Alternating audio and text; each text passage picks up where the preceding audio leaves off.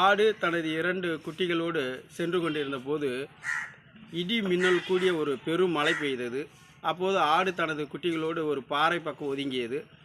அந்த ஆடையும் ஆட்டுக்குட்டியும் பார்த்த சிங்கம் கர்ச்சித்தது. உடனே சிங்கராஜா வணக்கம் என்றது. வணக்கம் வணக்கம், என்ன இந்த நேரத்தில்? இல்லை, என் குட்டிகளுக்கு பேர் வைக்கிறதுக்காக என் குருநாதரை தேடி போகிறேன் என்று அந்த ஆடு சொன்னது. உன் குட்டிகளுக்கு நான் பேர் வைக்கிறேன், இது நாளை போஜனம், இது நாளை போஜனம் என்று பேர் சுட்டி மகிழ்ந்தது. ஆட்டுக்கு புரிஞ்சு போயிடுச்சு, சிங்கம் நம்ம குட்டிகளையும் நம்மளையும் களவாட பார்க்கறது என்று. உடனே ஆட்டுக்குட்டிக்கிட்ட அந்த ஆடு ஒரு ரகசியத்தை சொன்னது. இப்போ சிங்கத்தை பார்த்து, என் ஆட்டுக்குட்டிலாம் அங்கிட்டு மேய போகணும் ராஜான்றது. சரி சரி, போயிட்டு சாயந்தரம் வர சொல்லு என்று சிங்கம் சொன்னது. சாயந்தரமாகியும் குட்டிகள் வரவில்லை. இப்பொழுது சிங்கம் ஆட்டை பார்த்து, எங்கே உன்னோட குட்டிகள் என்று கேட்டது. தெரியல ராஜா, நான் போய் தேடி வரேன் என்று குட்டிகளை தேடி அந்த ஆடு வந்தது. ஆடு தலை தப்பித்தால் போதும் என்று தலைதெறிக்க ஓடிவிட்டது. இதிலிருந்து என்ன தெரிகிறது என்றால், சமயோதிய புத்தி இருந்தால் பிழைத்து கொள்ளலாம். நன்றி.